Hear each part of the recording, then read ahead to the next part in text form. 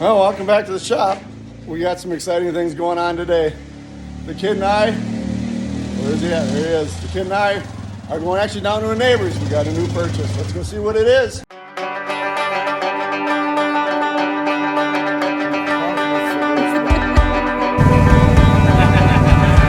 John Deere 420. I know. It doesn't look like a John Deere.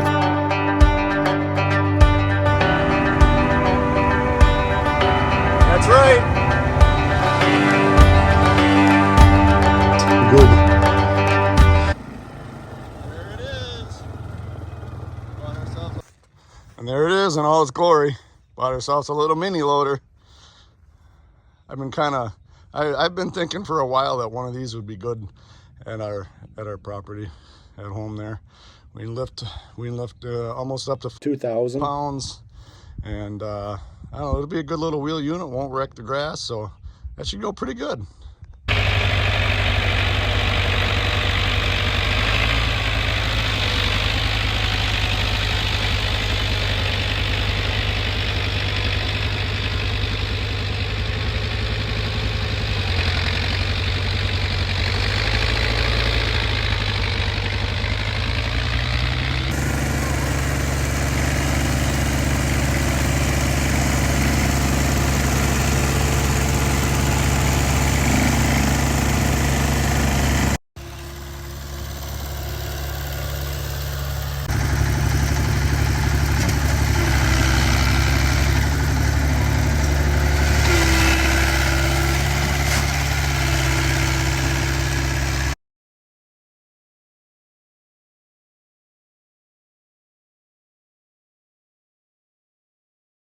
And we're already got to work on it. I'll show you what I'm talking about here. We're doing a little work in the cow yard, cleaning it up, and it stopped working in the cow yard. Yep, there it is. Say hi to my midget cows. Here's Bob, the mini Hereford, and I forget the other two's names. Well, everyone, meet the banana. My youngest kid decided this thing's name is going to be banana because it's yellow and brown like a banana. So this is our mini front end loader. It's a Walden 5000, four-wheel drive, articulates in the middle, hydraulic, hydrostatic. It's a fun little toy until it doesn't want to run. As you can see here, I was cleaning up the cow yard and I was getting issues of it just running out of fuel. So I thought to myself, what would Matt from Diesel Creek do? Well, I think he'd start with at the injector. So I cracked open this one here, and there wasn't hardly any fuel coming through.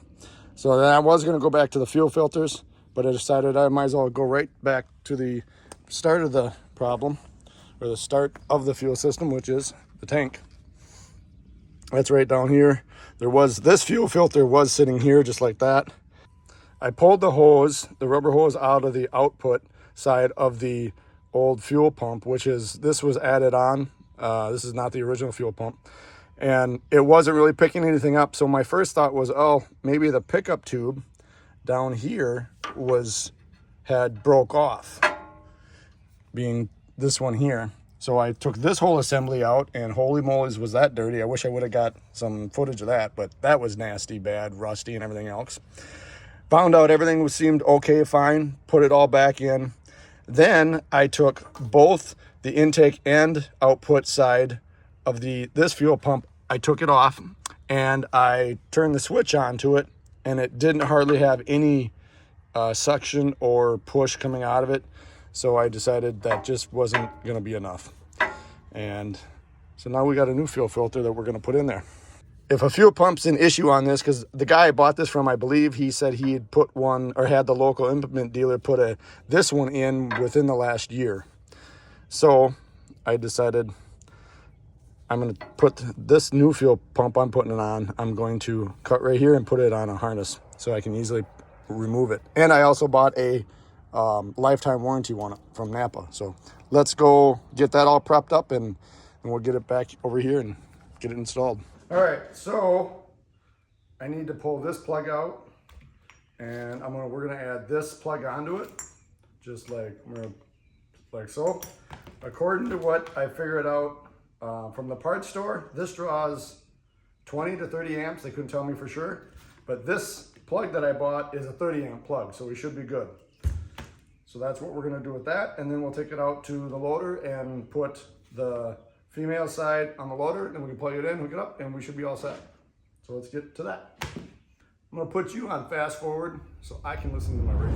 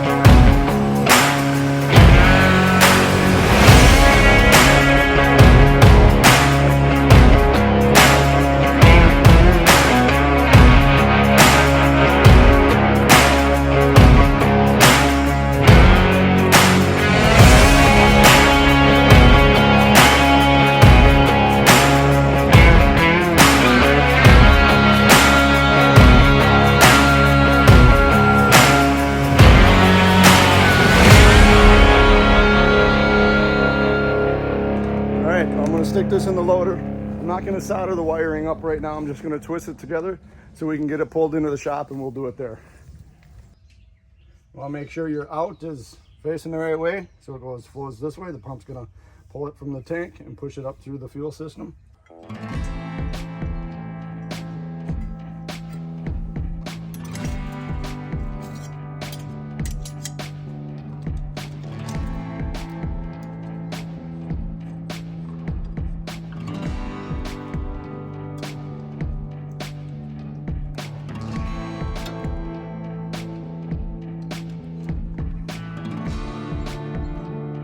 Didn't bring my stripper pliers.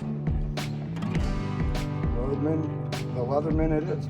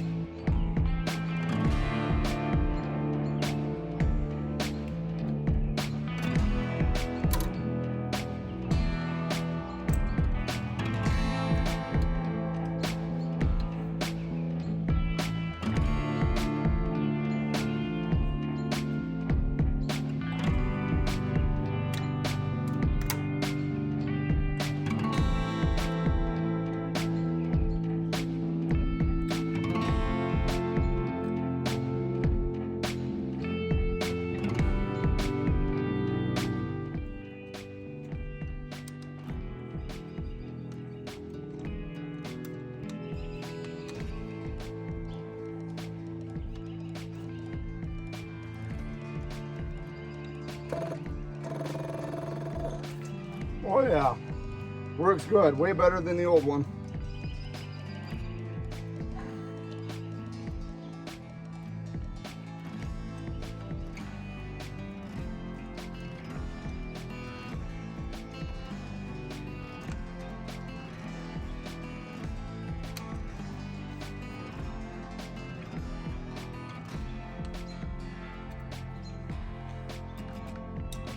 All right, now I'll go get some tape to cover that up so it doesn't hit something and ground out and then wreck our new pump. And then we'll start it up and see if it starts. I suspect it should. And then we'll drive it in the shop and get that connection fixed up properly.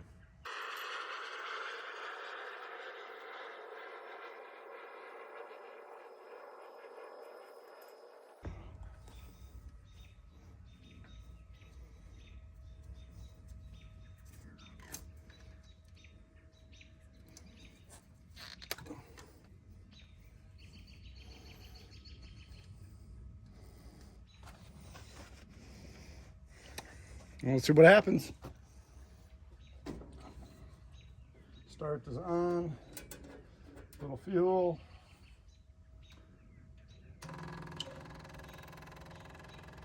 Definitely working.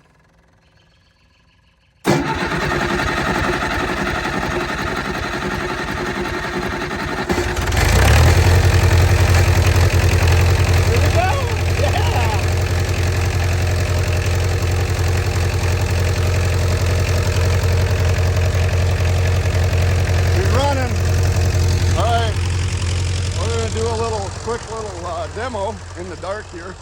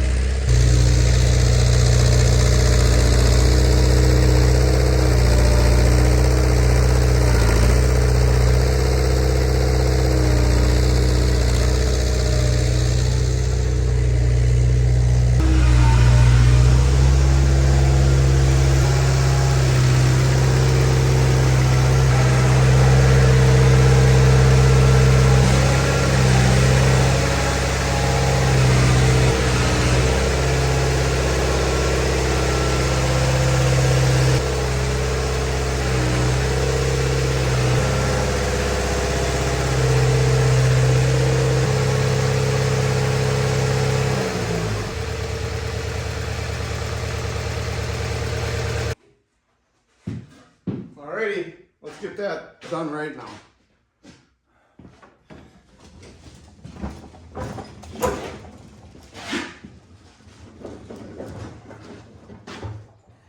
Okay, we're gonna unplug this just to make sure we don't do nothing to our new fuel pump. I've got this run into the ground, and then, so this one here we have to solder up now that everything's nice and hot.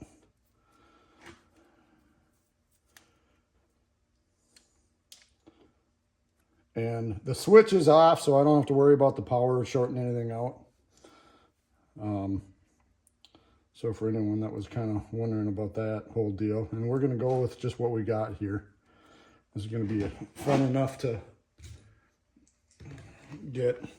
This will be fun enough to get soldered together the way it is. So let's see here. I definitely got a big enough harness, because this wire here is super tiny. Nope, we're gonna get rid of this connection right here. We'll pull this out. Even better, I can disconnect this ground. We can pull it out, do it all right here, and then pull it back through and hook it up. So we're gonna do that.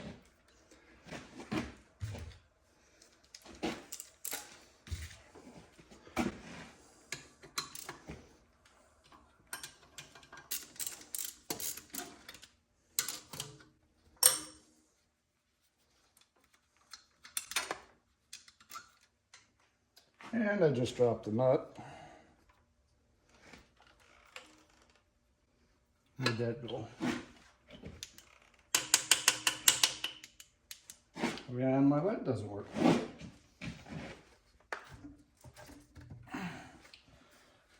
There's the nut. I'll put this in here so nothing gets lost. We'll leave that out for now.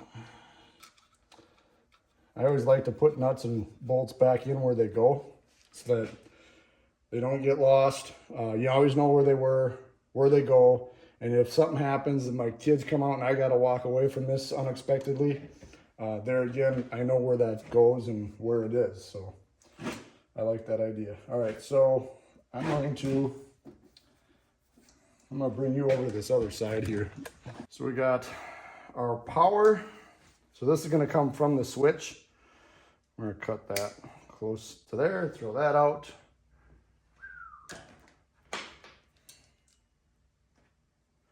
Nice good wire.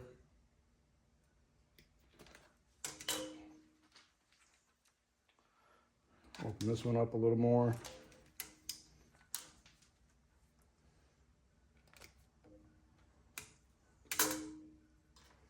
All right, now I'm going to test fit this real quick just to make sure it's going to reach where I want it to. If I do that rather than, otherwise if it doesn't, we'll just add a short piece in here. Now, time to burn my hand.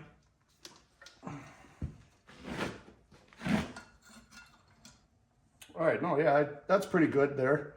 I like that. I think that'll do. Instead of taking this apart, I'm just going to smear some flux in it. That should be good enough. I'll know once I solder it. If it takes, then it was good enough. If not, it wasn't. It'll be good enough though. We'll just take and slather it on there. And when it heats up, it'll melt it down in there and then do what it's supposed to.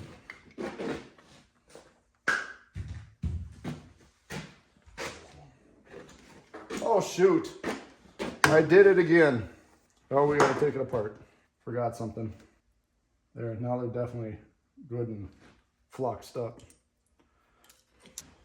All right, I'm gonna go with this clear one again because I have so many, and I like the idea of being able to see the connection and know that it's not corroding or going bad. So now we can wrap it back together.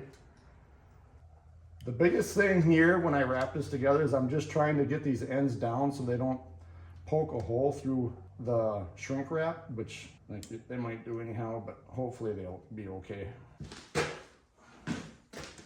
Now we'll plug in the heat gun. And this here, I might be able to, yeah, not really.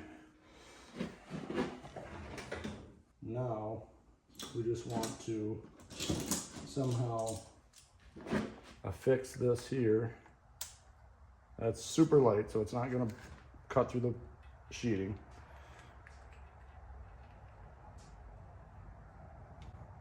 And our shrink wrap's down there, so we go ahead and heat up and solder. Where's the solder? And you just hold it on there and you just brush your solder against it, and then eventually the solder will start melting into it. Just like that. And I just give it what seems, I don't know, I guess on how much it takes. You don't want too much because then otherwise it'll clump up on the bottom. But as long as it mostly looks like there's solder in there, I think that'll bond enough of the wiring together to make it work. Do what you want it to. And now we'll plug in our heat gun. And while that's drying off, ooh, still warm. Grab a rag and wipe that off.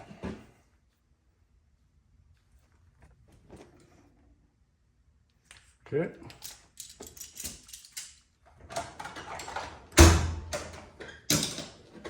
Grab our shrink wrap, bring that up, center it, and then hit it with the heat gun.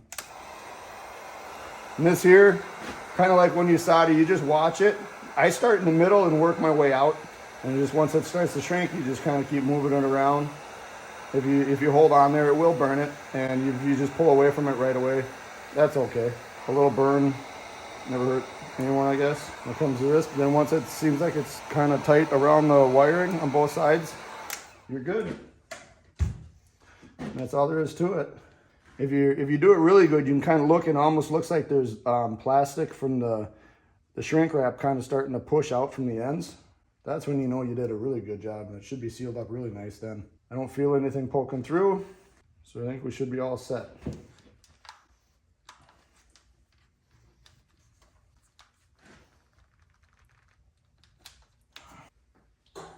Bring it back over this side so you can see again. All right, we'll pull this bolt, put our ground hook, our ground back up to it. I believe the ground was on, and then the bracket, because I don't want the bracket to get too rusty between the frame and not have a good ground. So we'll put that against the frame and put our bracket back in, yeah, and lose our nut again. And make sure you do that 5 times. All right, I'm gonna try this trick. Tighten from this side.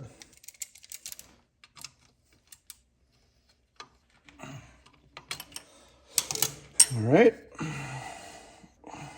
I think everything seems pretty decent. Now I want to take and zip tie. I'm thinking like this, so then this can just pop right onto it.